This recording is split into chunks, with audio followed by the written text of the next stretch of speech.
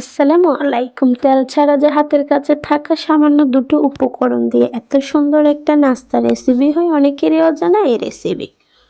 আমি গ্যারান্টি দিয়ে বলতে পারি বাসায় একবার এই নাস্তাটা বানালে বারবার এই নাস্তা বানানোর রিকোয়েস্ট আসবে। আর এতে একটা দুটো খেলে মন ভরবে না, খাওয়া থামানো মুশকিল হয়ে পড়বে। তাহলে চলুন আর কথা না বাড়িয়ে চলে যাচ্ছি মূল ভিডিওতে, কিভাবে খুব সহজে বানিয়ে নিতে পারেন এই নাস্তা রেসিপিটি। আর এই নাস্তা বানানোটা এতটাই সহজ যে কেউ একবারেই শিখে নিতে পারবে। আর রেসিপিটা বানানোর জন্য আমি চলে আসলাম মূল ভিডিওতে। সবার প্রথমে এখানে একটা মিক্সিং বল নিয়ে নিয়েছি, তার মধ্যে দিয়ে দিলাম 1 কাপ পেস্ট চালের গুঁড়ো আর দিয়ে দিলাম স্বাদ মতো লবণ। দুটো উপকরণ খুব ভালোভাবে একটা উস দিয়ে মিশিয়ে নিচ্ছি। আর এখন এখানে অল্প অল্প করে অ্যাড করব কুসুম গরম পানি। একেবারে হালকা কুসুম, বেশি গরম না আবার একেবারে ঠান্ডা না, জাস্ট হাতটা দিলে একটু গরম অনুভব হবে এরকম পানিটা কিন্তু একবারে ঢেলে দেওয়া যাবে না, অল্প অল্প করে পানি দিয়ে নেড়ে চেড়ে খুব সুন্দর একটা ব্যাটার তৈরি করে নিতে হবে। পানিটা একবারে ঢেলে দিলে ব্যাটারটা কিন্তু বেশি পাতলা হয়ে যাওয়ার সম্ভাবনা রয়েছে। আপনারা যারা আমার সাথে ভিডিও দেখতে দেখতে ভিডিওর এই পর্যায়ে চলে আসছেন, এখনো একটা লাইক দেন না, লাইক দিতে ভুলে গেছেন, প্লিজ দয়া করে ছোট্ট একটা লাইক দিয়ে ফুল ভিডিওটা দেখার অনুরোধ রইল। আশা করি ভিডিওটা আপনাদের ভালো লাগবে। আমি অল্প অল্প করে পানি দিয়ে ভালোভাবে নেড়ে ছেড়ে খুব সুন্দর একটা পারফেক্ট ব্যাটার তৈরি করে নিয়েছি। আর এখন এর মধ্যে অ্যাড করে দিলাম একটা ডিম। আমি 1 কাপ চালের গুঁড়ো নিয়েছি, তাই এখানে একটা ডিম অ্যাড করেছি। আর ডিমটা দিয়ে ভালোভাবে নেড়ে চেড়ে মিশিয়ে নিতে হবে। আর ডিমটা দিয়েও কিন্তু খুব ভালো করে ফাটাতে হবে। যত ভালো করে এটা ফাটিয়ে নেবেন ততই বেশি জালিদার হবে। আর ডিমটা ভালো করে না মেশালে যখন নাস্তাটা বানাবেন দেখবেন ডিমের সাদা সাদা অংশ দেখা যাবে।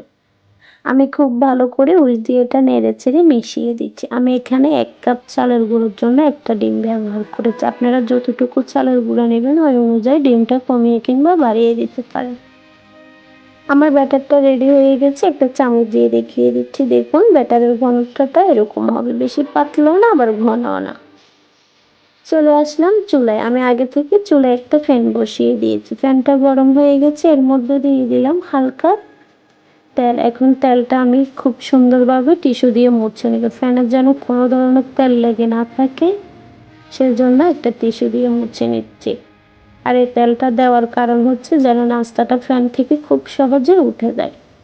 আর চামচ দিয়ে আমি একটা নাস্তার জন্য ব্যাটার দিয়ে দিয়েছি, সেটা তো আপনারা দেখলেন। আর চামচ দিয়ে সুন্দর করে ঘুরিয়ে দিয়েছি। ঢাকনা দিয়ে এটা 1 মিনিটের মতো রান্না করে নিয়েছি। দেখুন 1 মিনিটের মতো রান্না করলে হয়ে যাবে। ঢাকনা না দিয়েও রান্না করা যায়, তবে ঢাকনা দিলে তাড়াতাড়ি হয় আর কি। সেম ভাবে আমি আরেকটা নাস্তার জন্য ব্যাটার দিয়ে দিচ্ছি। প্রথমের নাস্তাটা একটু কম জালিদার হয়েছে, কিন্তু এবারের নাস্তাটা দেখবেন অনেক জালিদার হবে। প্রথমটা কিন্তু একটু কম জালিদারই হয়ে থাকে। দেখুন দেওয়ার সাথে সাথে কতটা জালিদার হয়ে উঠেছে। আর আমি ঢাকনা দিয়ে 1 মিনিটের মতো রান্না করে নিয়েছি। দেখুন এবার আমি নাস্তাটা তুলে দেখাচ্ছি কতটা জালিদার হয়েছে। দেখুন ডিমটা ভালো করে গোলা হয় না বলে একটু সাদা অংশ থেকে গিয়েছে। দেখুন নাস্তাটা দেখতে কতটা সুন্দর ও লোভনীয় দেখাচ্ছে। এবার আমি টিস্যু দিয়ে সেম ভাবে ফ্যানটা ভালো করে মুছে পরিষ্কার করে নেব, কারণ যেহেতু দুটো নাস্তা বানিয়ে নিয়েছি ওর মধ্যে একটু দাগ দাগ হয়ে গেছে।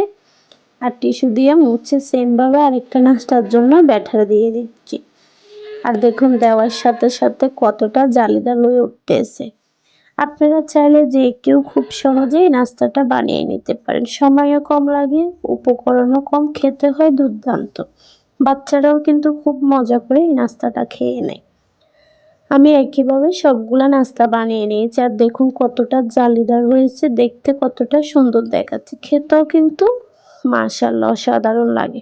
বাসায় একবার হলেও বানিয়ে দেখতে পারেন। রেসিপিটা ভালো লাগলে একটা লাইক করতে ভুলবেন না। রেসিপিটা কেমন হলো অবশ্যই কমেন্ট করে জানাবেন। আর রেসিপিটা ভালো লাগলে শেয়ার করে আপনার বন্ধুদেরকে দেখার সুযোগ করে দেন। দেখুন নাস্তাটার কিন্তু 2 ফিটে অসংখ্য জালিদার। আমি একটা নাস্তা আপনাদেরকে ছিঁড়ে দেখালাম। আর 1 কাপ চালের গুঁড়ো দিয়ে কতগুলা নাস্তা হয়েছে দেখুন।